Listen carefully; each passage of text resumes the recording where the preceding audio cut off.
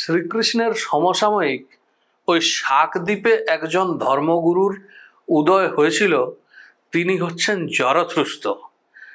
Zarathustra তিনি এই যে শাকদ্বীপী ব্রাহ্মণগণ মূলত সূর্যের পূজা করতেন, জরথুস্ত্র সূর্যকে বাদ দিয়ে অগ্নির পূজা করার জন্য নির্দেশ দেন এবং এইখানে একটা ধর্মীয় বিরোধিতার সৃষ্টি হয় এবং অনেক লোক, বেশিরভাগ লোক সূর্য পূজা ছেড়ে জরথুস্ত্রর অনুগামী হন, সূর্য পূজা ছেড়ে অগ্নি পূজক হন,